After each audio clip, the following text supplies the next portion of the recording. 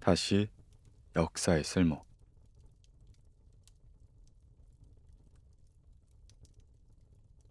서문. 시간이 지나도 변하지 않는 가치를 찾는 일. 당신의 가장 큰 두려움은 무엇입니까? 한국인 최초로 미국 주 대법원장에 오른 문대양 전 대법원장이 삶의 끝자락에서 받은 질문입니다. 그는 잠시 생각을 고른 뒤 이렇게 답했죠. 세상에 기여한 바 없이 떠나는 것입니다. 그가 두려워한 것은 죽음도 지난 시간에 대한 후회도 아니었습니다. 삶의 끝에서 세상을 위해 자신이 무엇을 했는지 돌아보는 그의 대답은 살아가는 동안 나의 시선은 어디를 향해야 하는가를 고민하게 만들더군요. 역사를 공부할 때에도 이 같은 고민을 자주 하게 됩니다. 역사를 알면 알수록 제가 살아가는 이 시대와 공간이 누군가의 시간과 재산, 심지어 삶 전부를 바쳐 만든 연대의 결과물이라는 사실을 알게 되거든요. 여기저기서 각자 도생의 시대라고 말하지만 나의 삶이 홀로 완성된 것이 아니라 세상에 많은 빚을 지고 있음을 깨닫게 되는 겁니다. 역사를 알리는 사람으로서 제가 세상에 기여할 수 있는 방법은 역사에서 얻을 수 있는 통찰과 지혜를 끊임없이 공유하는 것이라고 생각합니다. 과거의 이야기에 생명을 불어넣고 이 시대에 맞는 의미를 찾아내서 알려주는 것이죠. 우리 시대에 맞는 스토리텔링을 계속 전하다 보면 사람들의 삶에 역사의 지혜가 스며들지 않을까 생각합니다. 또 한 번 역사의 쓸모를 말하는 책을 쓴 것도 이러한 시도 중의 하나입니다. 이 책의 제목이 다시 역사의 쓸모인 것에서 알 수 있듯이 이 책은 전장 역사의 쓸모와 그 주제의식을 공유합니다. 첫 번째, 역사가 우리에게 얼마나 실용적인 도움을 주는 학문인가. 두 번째, 세상을 바라보는 건강한 시선이란 무엇인가. 전작이 첫 번째 질문에 집중했다면 이번 책은 두 번째 질문에 조금 더 집중했죠. 제가 다시금 역사의 쓸모에 대해 이야기하는 까닭은 우리 사회가 자꾸 잃어가는 가치들을 환기하기 위함입니다. 수백 년이 지나도 살아남은 소중한 가치들을 소개하고 이를 바탕으로 세상을 어떻게 바라봐야 하는지, 또 그 세상 속에 나는 어떤 선택을 내리고 어떻게 살아가야 하는지 함께 고민하고 싶었어요. 역사는 세상이 어떻게 변할지 예측하지 않습니다. 다만 시간이 지나도 변하지 않은 가치를 얘기하죠. 사랑, 진심, 신뢰, 품위, 도리. 현대엔 지나치게 이상적이거나 거추장스러운 것으로 치부되는 가치들이 여전히 우리 삶에 큰 의미가 된다는 사실을 역사는 말해주고 있습니다. 우리는 역사를 통해 다시 한번 확신하게 됩니다. 선한 사람이 결국 승리한다는 것을요. 끊임없이 도전하는 중에 겪게 되는 실패는 성공을 위한 과정뿐이라는 것을, 하루하루 정성을 다하는 삶이 훌륭한 결과를 만들어낸다는 것을, 그리고 함께 사는 삶을 고민하는 사람만이 행복에 닿을 수 있다는 걸 말이죠. 이 책으로 막연하게 느꼈던 여러 가지 가치의 실체를 확인한다면, 또 그 가치들을 나의 오늘에 적용할 수 있게 된다면, 그것이 이 책의 쓸모이자 역사의 쓸모를 입증하는 일일 겁니다.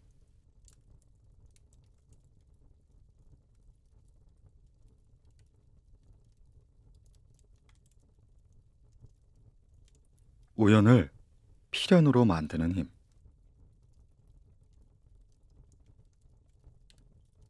나비 효과라는 말을 들어본 적이 있을 겁니다. 미국 소설가 레이 브래드버리가 처음 쓴 말인데 이후 기상학자 에드워드 로렌즈가 강연에서 언급하면서 널리 알려졌죠. 로렌즈는 날씨를 예측하기 어려운 이유를 이렇게 설명했습니다.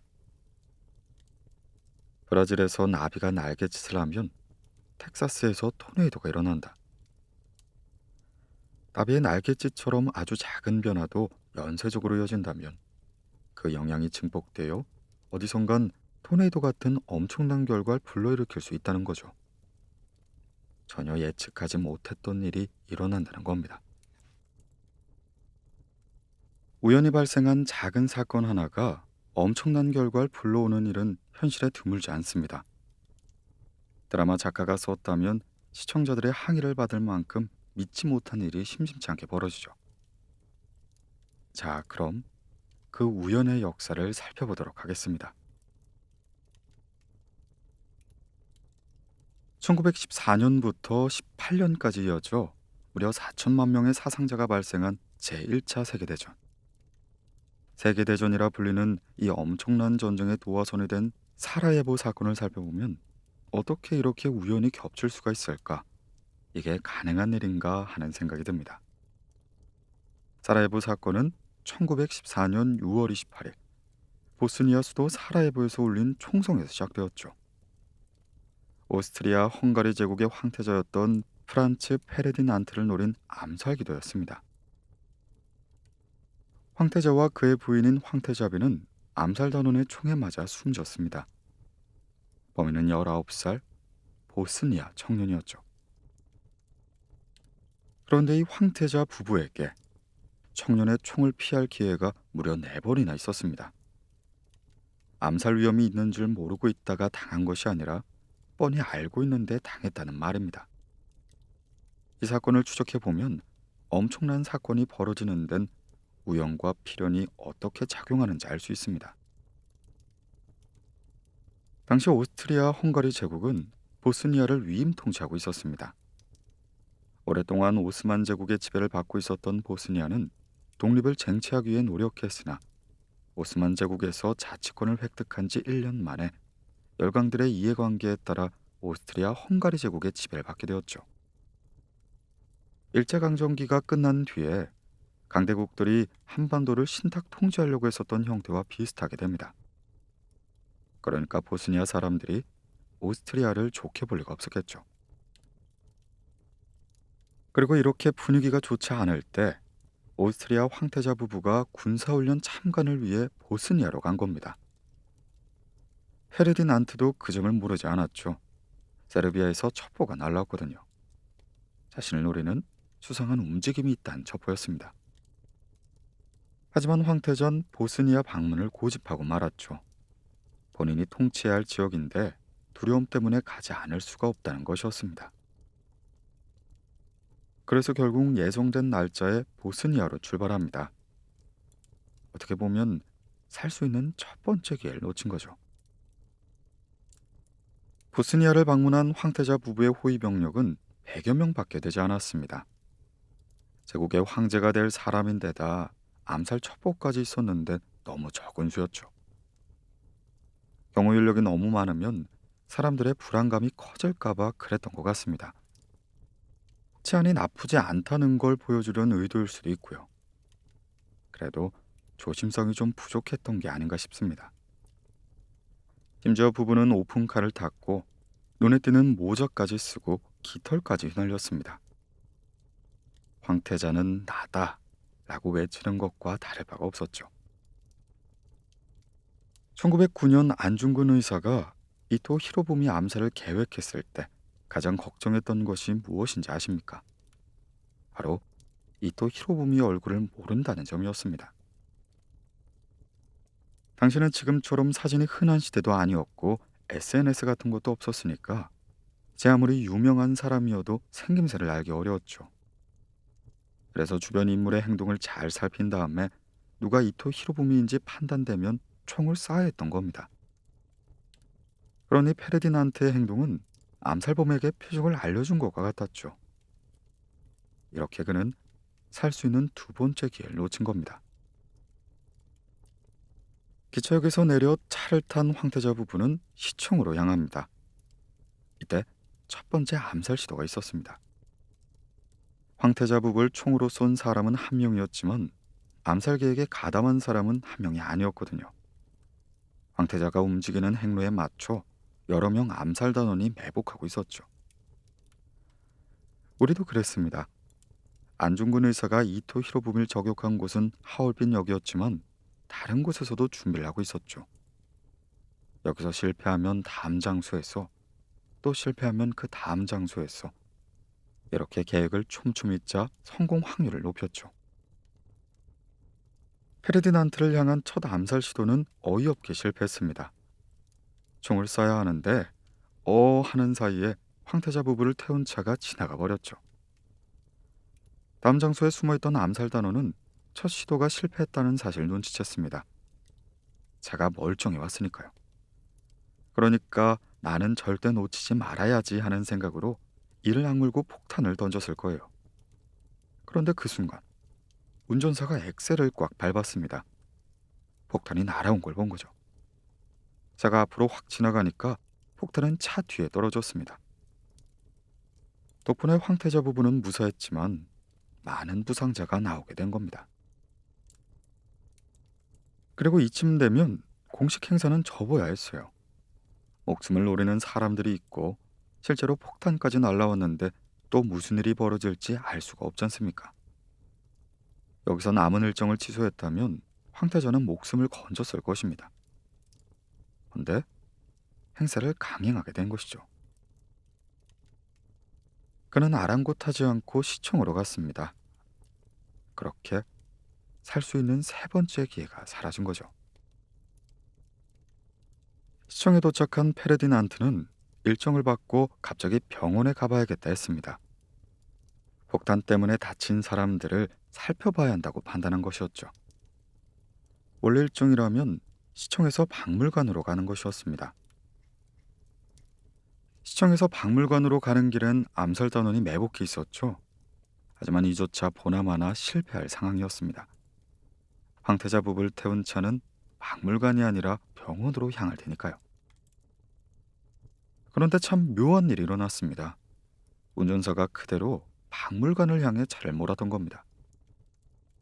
목적지가 바뀌었다는 사실을 아무도 운전사에게 전달하지 않았던 거죠. 함께 차를 타고 있던 장군이 얼른 차를 돌리라고 지시합니다. 운전사는 속도를 줄여가며 천천히 방향을 틀기 시작합니다.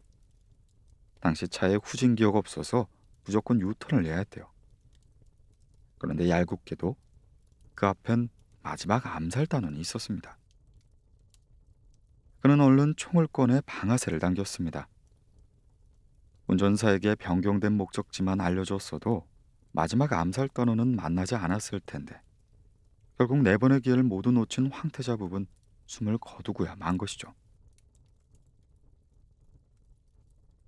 페르디난트 황태자 부부의 암살범은 세르비아계 보스니아인이었습니다.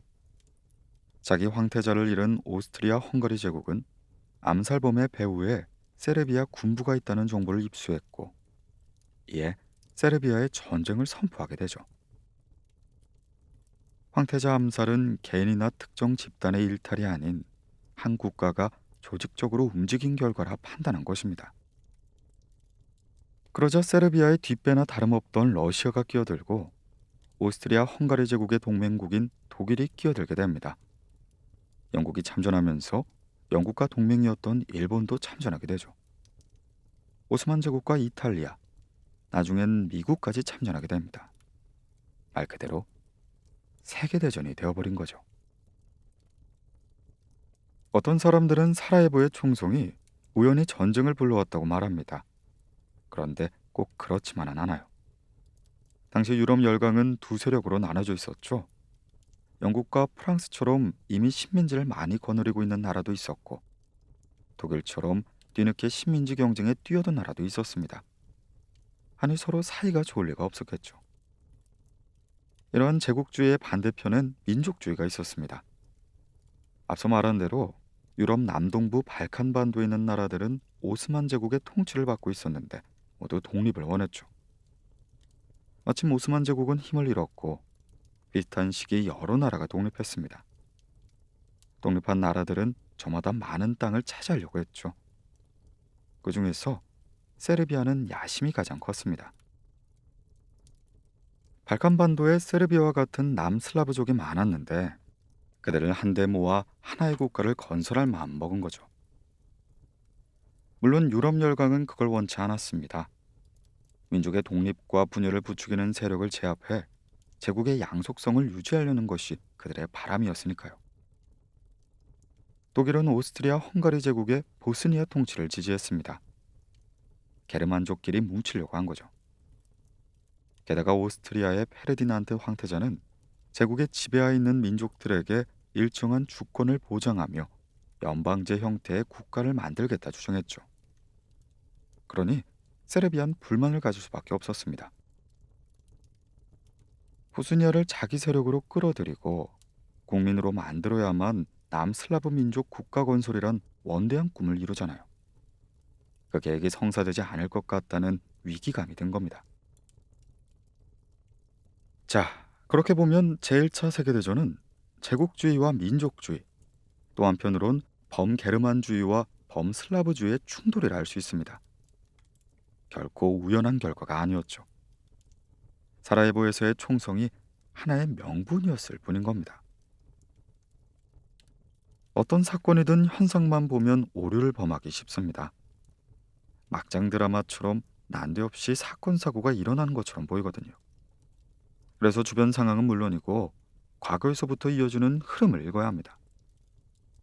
이 흐름의 학문이 바로 역사가 아닐까요? 그래서 역사를 알면 겉으로 드러나지 않는 사건의 본질을 더 자세히 볼 수 있는 거죠.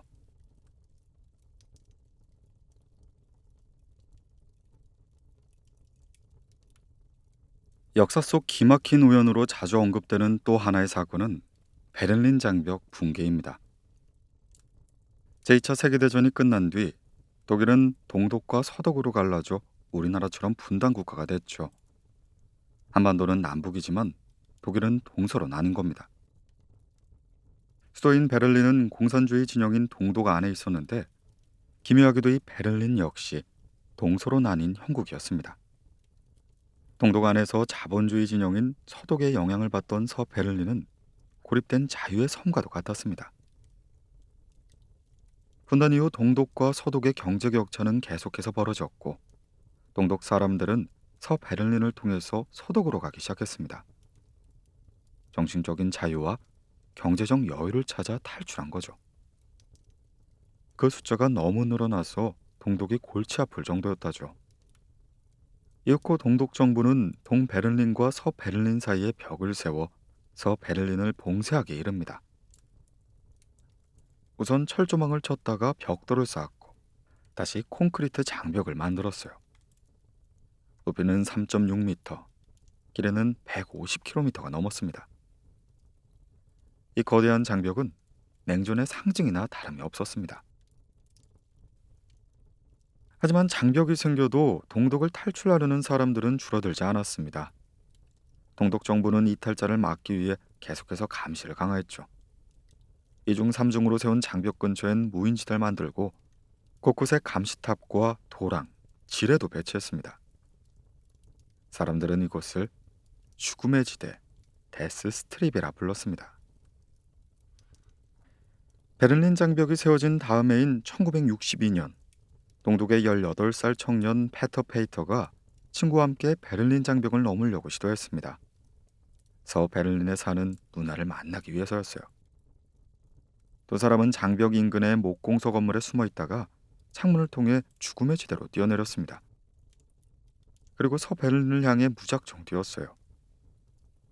페이터의 친구는 장벽을 넘는 데 성공했지만 페이터는 경비병들의 총에 맞은 뒤 죽음의 지대로 떨어졌죠. 서베를린 사람들은 그 모습을 보면서 아무런 조치를 취할 수가 없었습니다. 그것이 동독의 영토였기 때문에 도움을 줄 수가 없었던 거죠. 페이터는 구조를 받지 못한 채 서서히 죽음을 맞았습니다. 이 모습을 무력하게 지켜봐야 했던 사람들은 충격과 슬픔에 휩싸이기 시작했죠. 냉전 시대의 비극이 고스란히 느껴지는 사건이었습니다. 베를린에 가면 페이터를 추모하는 비석이 있습니다. 비석엔 이런 글이 쓰여 있다죠. 그는 단지 자유를 원했다. 결코 해소되지 않을 것 같았던 베를린의 냉전 분위기는 동독과 서독 관계가 나아지면서 조금씩 달라졌습니다. 점진적인 변화는 지금의 러시아인 당시 소련의 최고 권력자 고르바초프의 등장으로 급물살을 타기 시작했죠. 1985년 고르바초프는 야심차게 개혁, 개방 정책을 추진했습니다. 그러나 갑작스러운 시장 경제 도입은 혼란을 불러왔고 동구권의 중심이었던 소련의 위상은 빠르게 곤두박질치기 시작했습니다. 베를린뿐만 아니라 유럽을 가로막고 있었던 냉전이란 벽이 금이 가기 시작한 것이었죠. 1989년 헝가리는 중립국이었던 오스트리아와 맞대고 있던 국경선을 전면 개방하기 시작합니다. 이에 동독 사람들이 같은 사회주의 인접국이었던 헝가리로 여행이 가능했기 때문에 이것을 통해 서독으로 탈출할 수 있게 된 것이죠. 변화의 흐름이 느껴지자 동독 사람들은 여행의 자유를 외쳤습니다. 시위가 점점 거세지자 동독 정부는 불만을 잠재우고자 기자회견을 열기로 했죠. 1989년 11월 9일 기자회견장에는 동독 사회주의 통일당 정치국 대변인이었던 곤토 샤보브스키가 참석했습니다. 그는 동독 국민의 여행 요건 완화 계획에 대해 발표했죠. 그런데 회견 중 기자의 질문에 엉뚱한 대답을 하고 맙니다. 이탈리아인 기자가 언제부터 여행 자유화가 가능하냐고 묻자 즉흥적으로 지금부터라고 말한 거예요. 샤보브스키의 대답은 명백한 실수였습니다. 동독 정부의 여행 자유화 정책은 사실상 새로운 내용이 없었는데 샤보브스키가 당정회의에 참석하지 않아서 그 내용을 숙지하지 못했대요. 제대로 이해하지 못한 상태인데 자기도 모르게 말 그대로 영혼 없이 대답을 한 거죠. 하지만 이런 사정을 알 리가 없는 기자들은 샤보브스키의 대답을 듣고 동독이 국경을 개방한다는 긴급 뉴스를 전 세계에 타전했습니다. 뉴스가 보도되기 시작하자 너도 나도 베를린 장벽으로 모여들었어요. 장벽을 지키는 군인도 어찌할 수 없을 만큼 많은 인파였습니다. 그리고 그날 밤 동베를린과 서베를린 사람들은 그들을 가로막고 있었던 장벽을 문자 그대로 부수기 시작했습니다. 절옹성 같았던 거대한 베를린 장벽이 그렇게 무너지게 된 것이죠. 흔히 베를린 장벽이 한 사람의 말 실수 때문에 무너졌다고 얘기합니다. 샤보브스키의 일화만 두고 보면 그럴지도 모르죠. 다만 그것이 전부였다고는 말할 수 없습니다. 당시에 이미 동구권의 개방의 물결이 몰아치고 냉전의 종식이 가까워지면서 사람들의 생각이 달라져 있었죠. 자유를 향한 욕구가 커졌기 때문에 여행의 자유를 요구하게 된 거잖아요. 그리고 그 목소리가 너무 커지니까 정부도 더는 무시할 수가 없었던 겁니다. 물론 상황이 그랬기 때문에 지금부터라는 말실수도 나올 수 있었던 거고요. 야보브스키가 실수를 하지 않았더라도 아마 얼마 지나지 않아 베를린 장벽은 무너졌을 겁니다. 역사에서 우연이라 회자되는 것들은 필연적으로 벌어진 일의 조건이 성숙되는 과정에서 나타난 하나의 계기와 같습니다. 사라예보 사건과 샤보브스키의 말실수처럼 우연을 가정한 필연에 따라 세계를 뒤흔드는 사건이 발생하게 되는 거죠. 그래서 역사를 살펴보면 모든 일엔 원인과 전조가 있습니다. 우연히 벌어지는 일은 거의 없는 것 같아요. 우연처럼 보이는 사건도 찬찬히 뜯어보면 그렇지 않은 경우가 많으니까요. 마치 나비 효과처럼 말입니다. 언뜻 보면 아무런 상관없어 보이는 작은 움직임이 인간의 삶과 인류 역사에 커다란 영향을 미치는 거죠. 그런 의미에서 역사를 공부한다는 것은 필연을 찾는 작업이기도 합니다. 어떤 사건이든 표면에 드러난 현상을 넘어 그 배경, 상황, 흐름, 그리고 인과관계를 읽어내는 거죠. 그래서 역사를 공부하다 보면 한층 깊은 시선과 통찰력을 가질 수 있게 됩니다. 지금 벌어지는 일이 왜 벌어졌는지, 어떤 날갯짓이 모여 여기까지 왔는지 알 수 있게 되거든요. 우리 내 인생도 한 사람의 역사이기 때문에 이런 마음으로 접근하면 좋겠습니다. 살다 보면 예상치 못한 큰일을 마주할 때도 있고 바라는 결과가 마음만큼 빨리 오지 않을 때가 있습니다. 마음이 답답하고 내가 할 수 있는 게 하나도 없는 것처럼 느껴지죠. 우연이나 요행에 기대고 싶은 마음도 커집니다. 하지만 그럴 때일수록 작은 날갯짓이 되어줄 일을 하는 게 가장 중요합니다. 오늘 나의 작지만 성실한 움직임이 언제 어디서 효과를 발휘하게 될지 모르니까요. 프랑스의 회학자이자 미생물학자인 루이 파스테르가 남긴 유명한 말이 있습니다. 우연이란 준비된 자에게만 미소 짓는다. 바라는 일을 삶의 필연으로 만들기 위해 오늘도 힘차게 날개를 펼쳐봅니다.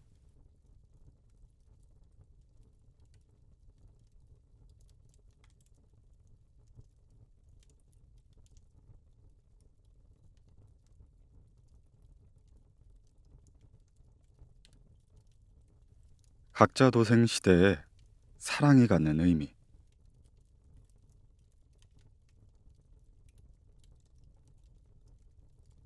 제가 어릴 때 동네 친구들 사이에는 깍두기라는 문화가 있었습니다. 공놀이처럼 편을 갈라서 놀 때 짝이 안 맞으면 남는 친구를 깍두기라고 하는 거죠. 어느 한편에 끼어들고 외톨이 없이 같이 어울려 노는 문화였습니다.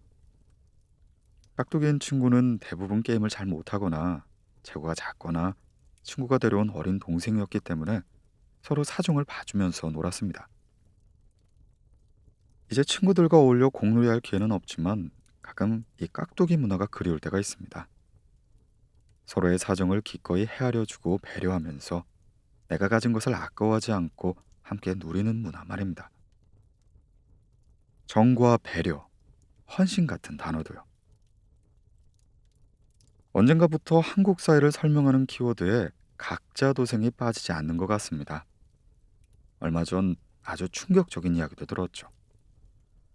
한 고등학교 교실에서 벌어진 일인데요. 그 학교에서 반대항 축구대회가 있었나 봅니다. 11명의 학생이 대표로 시합에 나갔고 같은 반의 나머지 학생들은 열심히 응원을 했죠. 우승을 했고 상금도 받았습니다.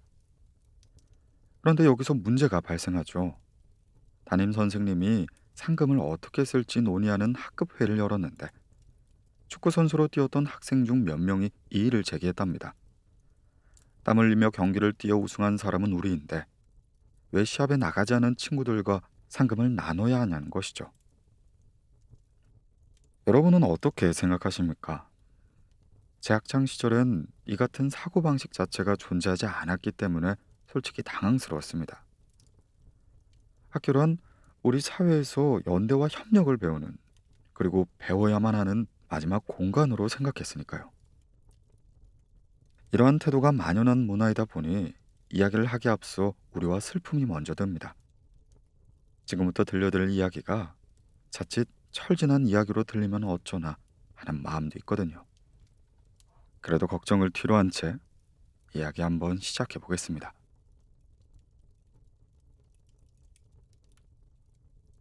기네스북에 가장 많은 인원을 구출한 단일 선박으로 등재된 선박은 메로디스 빅토리오입니다. 60명의 전원인 배가 무려 14,000여 명을 구출했다고 하죠. 정원의 230배가 되는 사람을 태운 겁니다. 또 놀라운 사실은 이 배의 기록이 우리나라에서 세워졌다는 거예요. 1950년 12월에 벌어진 홍남 철수작전에서였죠. 당시는 6.25 전쟁이 발발한 지 반년 정도 된 시점이었습니다. 북한군은 단숨에 낙동강까지 밀고 내려왔지만 국군과 유엔군이 낙동강 방어선 전투로 북한군의 남하를 저지했고 9월 인천 상륙작전을 시작으로 반격에 박차를 가했습니다. 전세가 역전되자 이번엔 국군과 유엔군이 평양을 함락시켰죠. 11월 말엔 두만강 근처에 있는 함경북도 청진까지 갔고요. 전쟁은 곧 끝날 것만 같았습니다. 그런데 곧 어마어마한 규모의 중국군이 한반도로 향하였죠. 다시 상황은 뒤집히기 시작했고 국군과 유엔군은 급히 후퇴를 결정했습니다. 육상으로서의 퇴로도 막힌 상황이라 흥남항을 통해 해상으로 철수하기로 작전을 세웠죠. 흥남엔 철수 예정인 병력 10만 5천여 명, 차량 17,000여 대, 군수물자 35만 톤 등이 모였습니다. 이뿐만이 아니었죠. 살고자 하는 절박함으로 이곳에 온 피난민 20만 명도 있었습니다. 부르는 군인과 군수물자, 피난민들이 모여 인산인해를 이루었습니다. 당시 흥남 철수작전에는 민간인 이송이 포함되어 있지 않았다고 합니다. 군인과 군수물자를 이송하기에도 벅찼기 때문에 전쟁이라는 비정한 현실 앞에 인간인의 목숨은 뒤로 밀려날 수밖에 없었죠. 하지만 국군 지휘부와 통역을 맡았던 현봉학 박사가 작전을 지휘하고 있었던 에드워드 알몬드 장군을 강하게 설득했습니다. 만약 피난민을 배에 태우지 않는다면 국군은 그들과 함께 육로로 내려가겠습니다. 국군이란 피난민을 안전하게 돌봐야 할 의무가 있기 때문입니다. 강국한 부탁에 감동한 알몬드 장군은 결국 피난민의 승선을 허락했습니다. 사람의 목숨이 가장 중요하다는 판단에서였죠. 그렇게 메로딕스 빅토리오도 흥남 철수작전에 투입되었죠. 원래는 화물을 실어 나르는 배라 정원이 60명밖에 되지 않았고 이미 선원 47명이 승선한 상태였습니다. 그렇게 보면 남은 정원은 13명밖에 안 되었죠. 하지만 부두엔 너무 많은 사람들이 남아 있었습니다. 이 사람들을 태우는 방법은 배에 있는 군수품을 버리는 것뿐이었죠. 전쟁 중에 군수품은 가장 중요한 물자라 해도 과언이 아니었습니다. 병사들이 싸우려면 식량과 무기, 각종 장비가 필요하니까요. 하지만 메리디스 빅토리오는 군수물자 대신 피난민을 태우기로 결정합니다. 결국 배에 실려 있었던 군수물자 25만 톤은 버려졌고 정원의 230배나 되는 피난민 14,000여 명이 배에 올라탄 겁니다. 한 사람의 생명이라도 더 살리기 위해 그들은 결단을 내렸던 거죠. 이처럼 참혹한 전쟁 상황에서 사람을 먼저 생각한 결정이 있다는 사실이 참 놀랍게 느껴집니다. 이것이 바로 휴머니즘의 역사일 거예요. 전쟁 중이었던 이때 오히려 휴머니즘의 흔적을 더 많이 찾아볼 수 있습니다. 메로디스 빅토리오가 도착한 거제도에서도 또 한 번 사랑의 역사가 펼쳐졌거든요. 12월 23일 흥남을 떠난 메로디스 빅토리오는 한 명의 희생자도 없이 무사히 거제도에 도착했습니다. 그런데 거제도엔 메로디스 빅토리오처럼 큰 배가 정박할 곳이 없었죠. 항구에 배를 대지 못해 이러지도 저러지도 못하고 있는데 거제 어민들이 자신의 배를 가지고 메로디스 빅토리오로 간 것입니다. 그렇게 수만 명의 피난민을 한 명 한 명 실어 날리게 된 것이죠. 피난민은 어선을 타고 장승포원 자갈밭에 내렸습니다. 그 자갈밭을 따라서 장승포 초등학교로 걸어갔다고 하죠. 낯선 풍경 속으로 발을 옮기는 피난민들에게 거제 주민들이 다가왔습니다.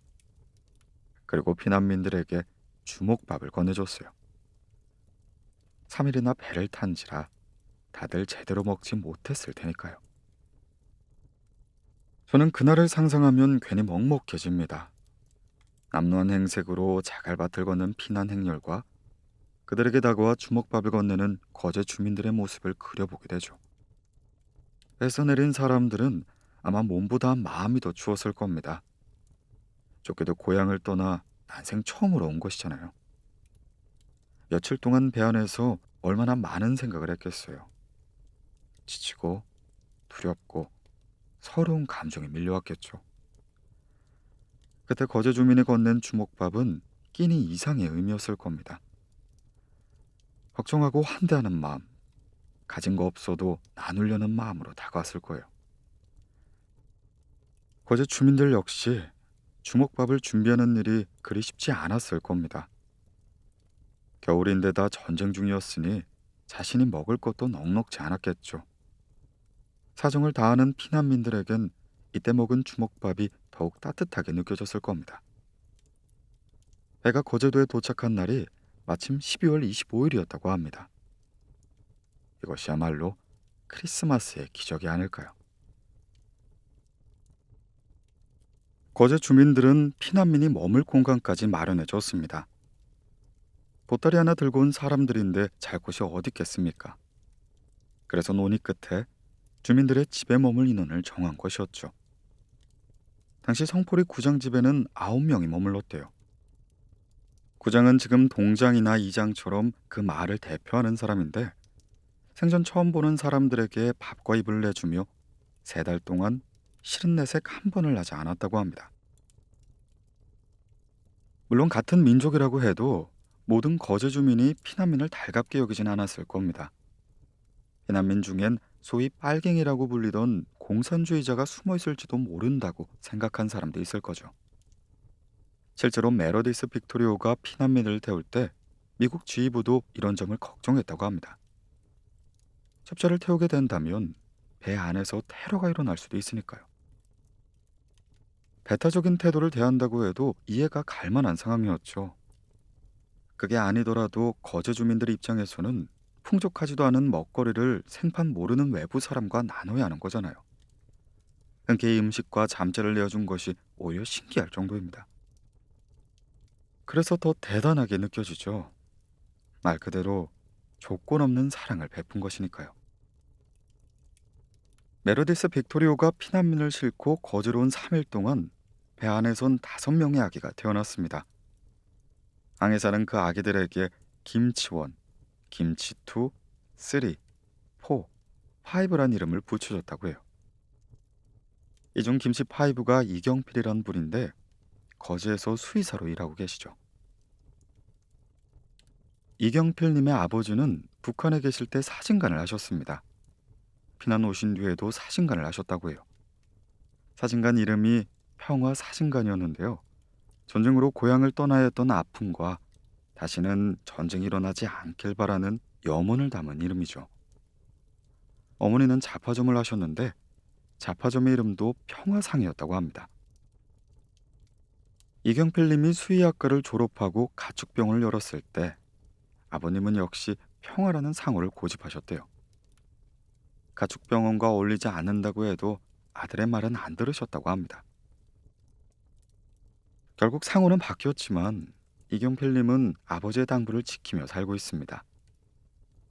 거제에 와서 받은 게 많으니까 너 역시 여기를 떠나지 말고 거제 주민들에게 베풀며 살아라 라고 말씀하셨대요.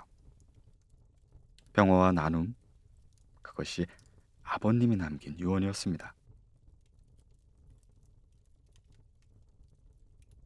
이제 우리나라는 전쟁의 혼란에서 벗어났지만 세상 곳곳은 여전히 전쟁 중입니다. 난민 문제도 국제사회의 큰 문제로 떠올랐고요. 2021년 8월 미군이 아프가니스탄에서 철수할 때도 약 260만 명의 난민이 발생했습니다. 아프가니스탄 정부를 지원하던 미군의 철수 결정은 아프가니스탄 국민들에겐 갑작스러운 일이었어요. 수많은 사람이 정든 땅을 떠날 준비를 했습니다. 미군이 철수하면 탈레반이 집권할 테고, 그러면 미군에 협력했던 사람이나 탈레반과 사상이 다른 사람은 목숨이 위험해질 테니까요. 미군에 의존하고 있었던 정부가 무너지자 탈레반은 수도인 카불로 빠르게 진격했습니다. 미국은 난민 이송을 시작했지만 상황은 너무 긴박했죠. 6.25 전쟁 당시 흥남부도에 모인 피난민처럼 공항에 몰려든 사람들은 어떻게든 비행기에 몸을 밀어넣었고 탑승에 실패하자 문과 바퀴에 매달렸습니다. 다만 비행기가 이륙하자 하나둘씩 추락하고 말았죠. 너무 끔찍한 일이었습니다. 이어 세계 여러 나라가 아프가니스탄에 있는 자국민과 난민을 탈출시키기 위해 힘을 쏟았습니다. 한국 정부는 우리 교민을 빠르게 탈출시켰죠. 하지만 한국에 협력한 아프가니스탄 사람들이 아직 그곳에 남아 있었습니다. 미군이 철수하기 전에 한국 정부는 아프가니스탄에서 재건 사업을 했었어요. 그때 도움을 주었던 아프가니스탄 사람들이 대부분 한국으로 오길 원했죠. 한국 정부도 우리와 인연을 맺었던 이들인 만큼 안전하게 한국으로 데려오겠다는 의지를 불태웠습니다. 그래서 치밀한 난민 구출 작전을 세운 거죠. 일명 미라클 작전이었습니다. 당시에 카불 공항은 이미 탈레반이 접수한 상황이었습니다. 우리 정부는 공항에서 10분 거리의 장소에 사람들이 모이게 한 다음 버스를 타고 함께 이동할 계획이었죠. 주의 상황은 절대 미리 모이지 말 것이었다고 합니다. 무리지어 있다가 눈에 띄기라도 하면 작전이 무산될 수도 있으니까요. 약속대로 정해진 시간에 모인 사람들은 버스에 몸을 실었습니다. 모든 버스는 밖에서 안을 들여다볼 수 없도록 창문에 어둡게 칠한 상태였습니다. 어떤 버스엔 에어컨도 없었대요. 사람들을 버스에 태웠다고 해서 안심할 수는 없었죠. 공항으로 가는 길목엔 탈레반의 검문소가 많았습니다. 버스에 탄 사람들이 가지고 있었던 여행 증명서를 보여줘도 원본이 아니라고 트집을 잡거나 다시 보여달라고 우기면서 자꾸 시간을 끌었다죠. 수월하게 보내줄 생각이 없었던 겁니다. 우리 측에서도 공항에 원본이 있으니 가져와서 다시 보여주겠다는 식으로 대처해가며 겨우겨우 검문소를 통과했습니다. 대부분 무사히 검문소를 빠져나갔지만 어떤 버스는 공항에 도착하기까지 무려 15시간이 걸렸다고 하죠. 버스 안에 있었던 사람들, 그리고 작전을 지휘했던 사람들은 그 시간이 15일처럼 느껴졌을 겁니다. 매 순간순간 피가 마르는 것과 같았겠죠. 다행히 미라클 작전은 대성공을 거뒀습니다. 400명 가까운 인원을 한 명의 낙오자 없이 모두 구출했거든요. 인원이 많은 데다가 짐도 많은지라 필수품을 빼고는 다 버려서 이륙 중량을 아슬아슬하게 맞출 수 있었다고 합니다. 군수물자를 버려가면서 최대한 많은 사람을 태우려고 한 메로디스 빅토리오를 연상케 하는 부분이죠. 6.25 전쟁 중에 우리가 받았던 것을 이제는 나눌 수 있게 되었다는 점에 감격스럽기도 하고요. 저는 사랑이야말로 세상을 변화시킬 수 있는 유일한 힘이라고 생각합니다. 피난민을 한 명이라도 더 많이 태우기 위해 귀한 군수물자를 바다에 버린 사람들, 낯선 얼굴의 피난민을 품어주고 아낌없이 베풀어준 사람들, 난민 구출을 위해 진심을 다한 사람들, 그들을 기억하고 그들의 사랑에 보답하려 또 다른 사랑을 나누는 사람들, 득실에 따지기 앞서 사람부터 생각하고 보는 모습에 여지없이 울컥하고 맙니다. 경쟁이 치열한 시대를 살다 보니까 요즘은 누구를 만나도 나와 같은 사람이라고 생각하기보다 차이에 집중하는 것 같습니다.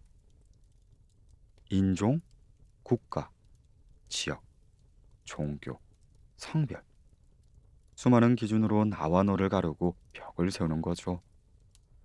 현대사의 문제 중엔 이주노동자 이야기도 빼놓을 수 없습니다. 이주노동자라고 하면 우리나라에 들어와 있는 외국인 노동자를 생각하지만 우리도 이주노동자였던 시절이 있습니다. 앞서 대한제국 독립공채 이야기를 하며 소개했었죠. 1900년대 초에 한반도를 떠나 미국 하와이 사탕수수 농장으로 간 사람들의 이야기입니다.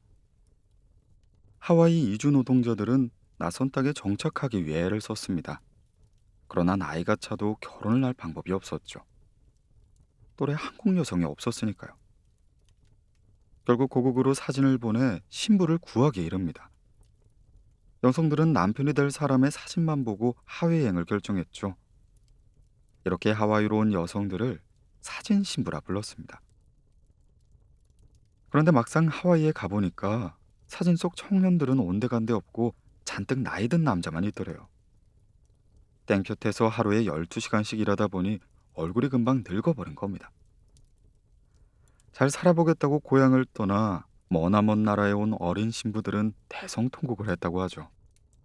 하지만 돌아갈 방법은 없었어요.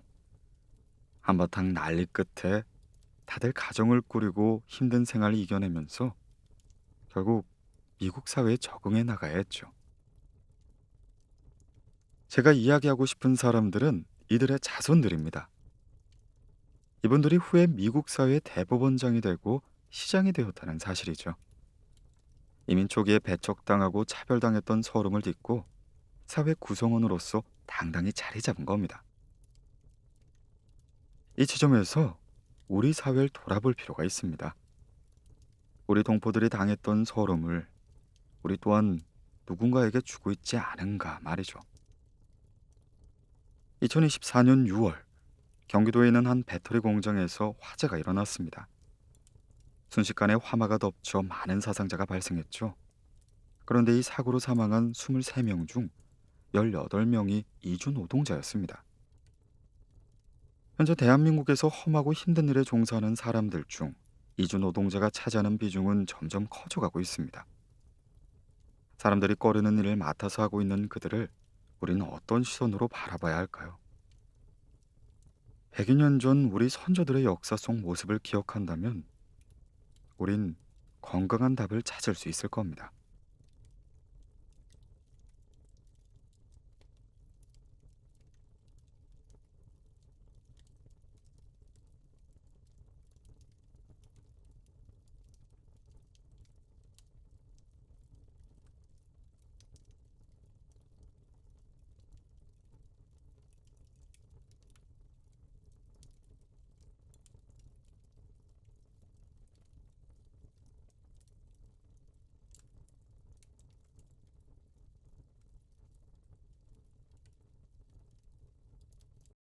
우연을 필연으로 만드는 힘.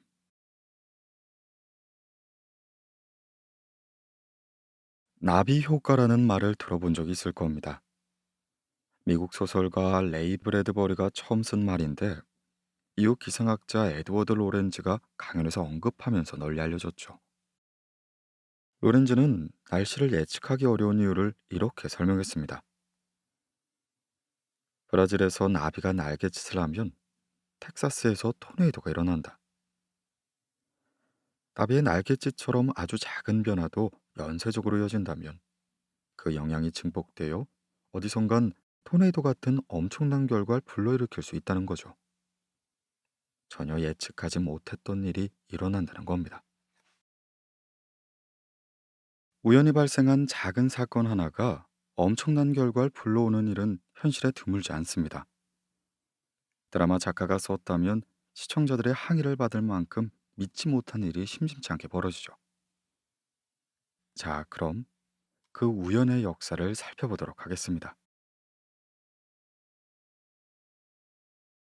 1914년부터 18년까지 이어져 무려 4천만 명의 사상자가 발생한 제1차 세계대전. 세계대전이라 불리는 이 엄청난 전쟁의 도화선이 된 사라예보 사건을 살펴보면 어떻게 이렇게 우연히 겹칠 수가 있을까? 이게 가능한 일인가 하는 생각이 듭니다. 사라예보 사건은 1914년 6월 28일 보스니아 수도 사라예보에서 울린 총성에서 시작되었죠. 오스트리아 헝가리 제국의 황태자였던 프란츠 페르디난트를 노린 암살 기도였습니다. 황태자와 그의 부인인 황태자비는 암살 단원의 총에 맞아 숨졌습니다. 범인은 19살 보스니아 청년이었죠.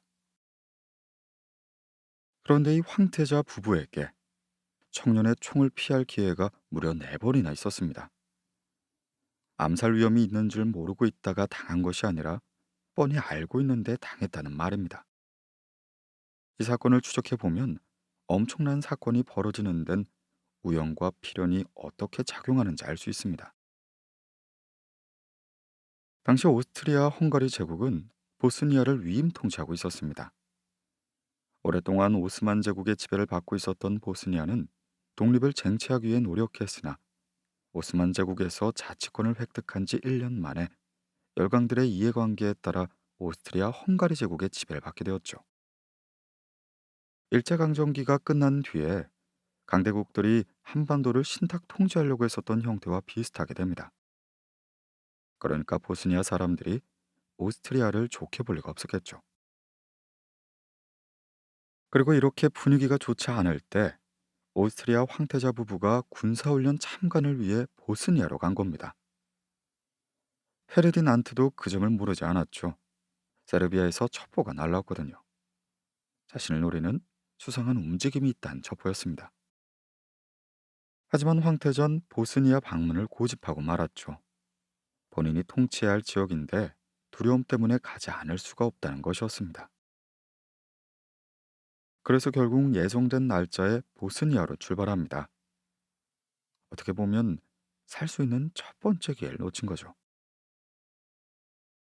보스니아를 방문한 황태자 부부의 호위 병력은 100여 명밖에 되지 않았습니다.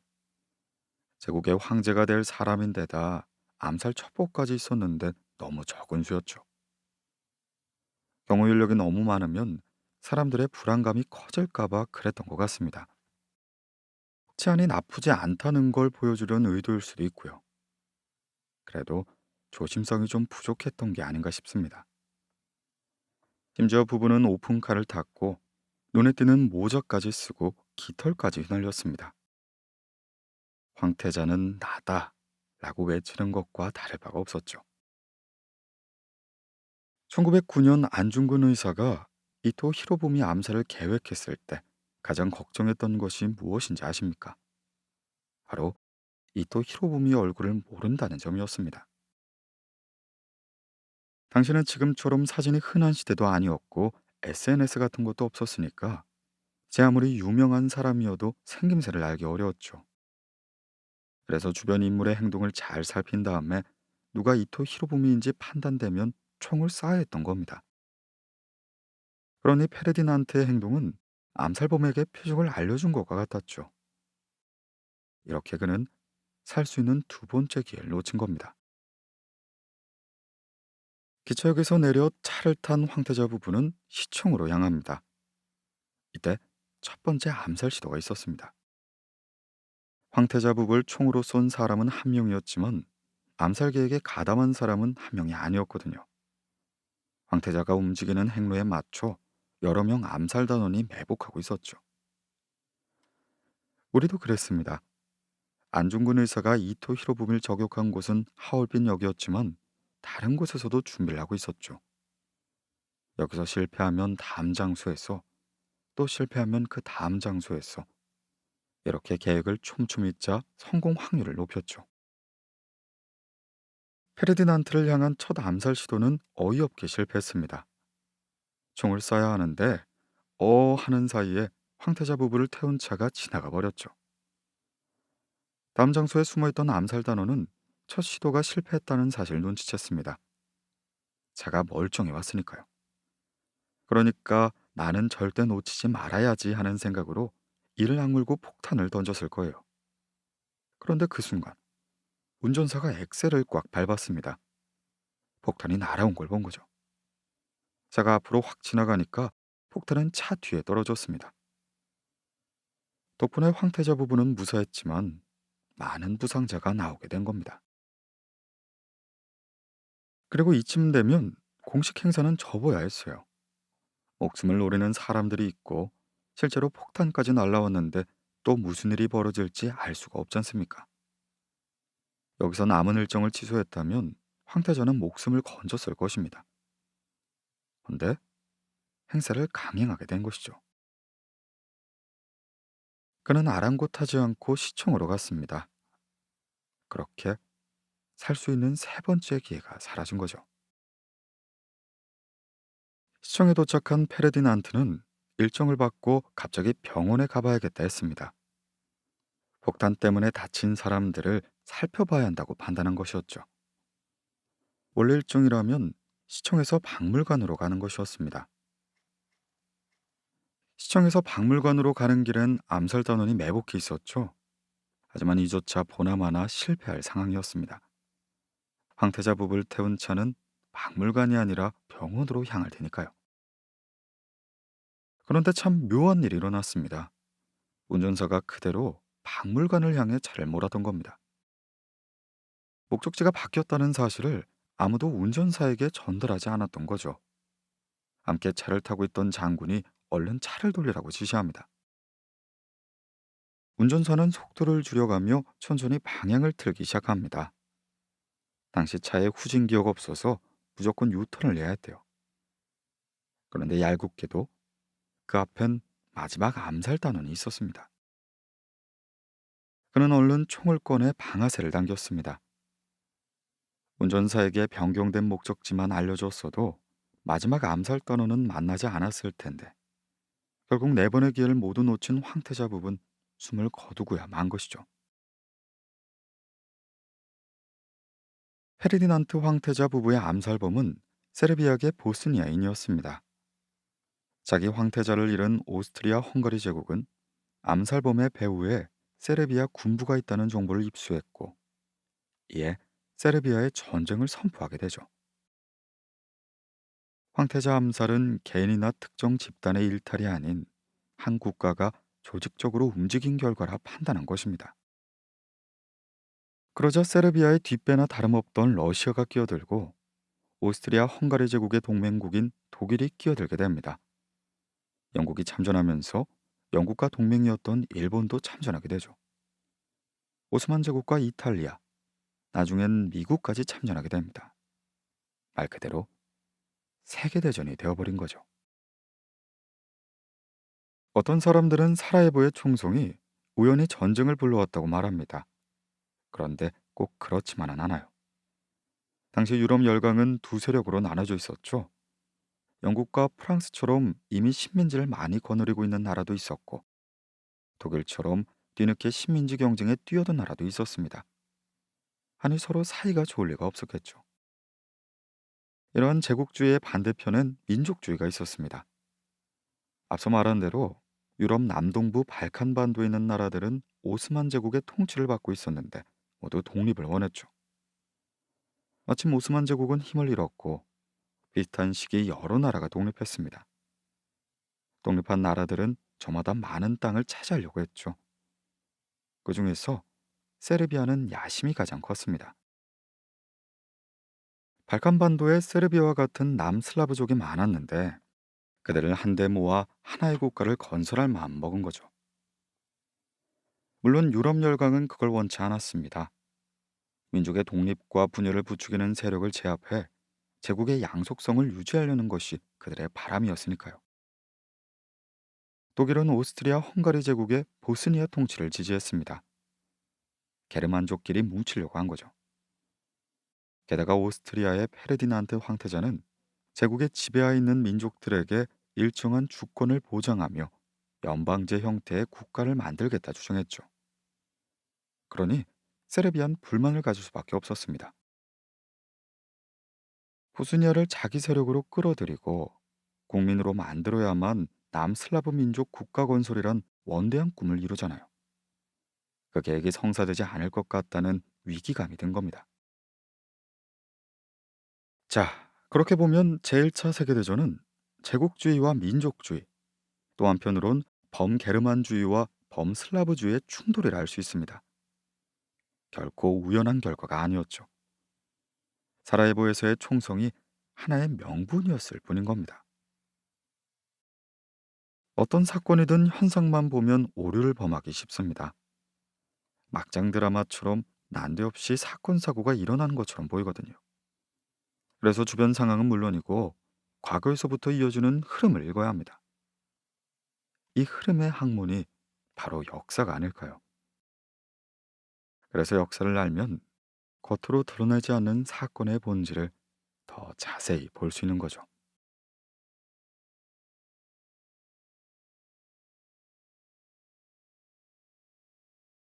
역사 속 기막힌 우연으로 자주 언급되는 또 하나의 사건은 베를린 장벽 붕괴입니다. 제2차 세계대전이 끝난 뒤 독일은 동독과 서독으로 갈라져 우리나라처럼 분단 국가가 됐죠. 한반도는 남북이지만 독일은 동서로 나뉜 겁니다.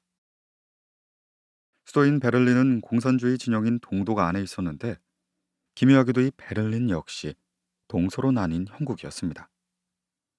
동독 안에서 자본주의 진영인 서독의 영향을 받던 서베를린은 고립된 자유의 섬과도 같았습니다.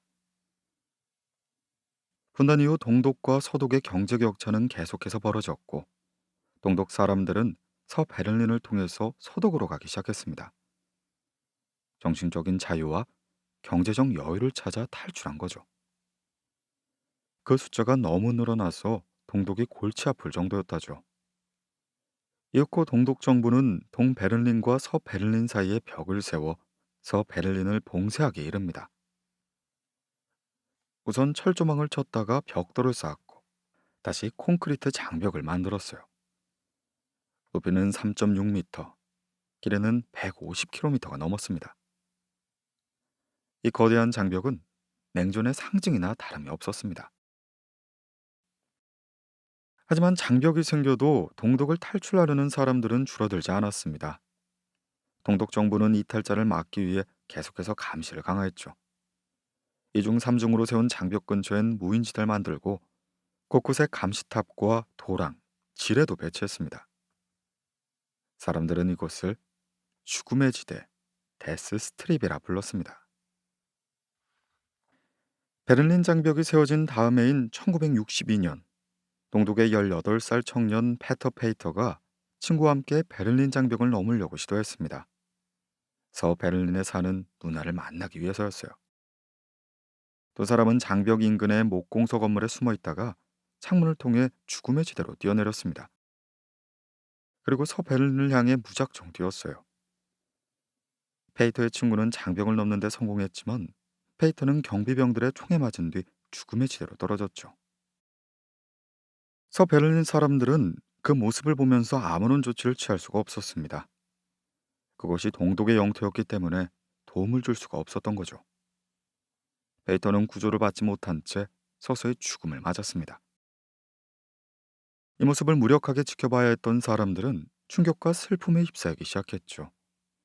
냉전 시대의 비극이 고스란히 느껴지는 사건이었습니다. 베를린에 가면 페이터를 추모하는 비석이 있습니다. 비석엔 이런 글이 쓰여 있다죠. 그는 단지 자유를 원했다.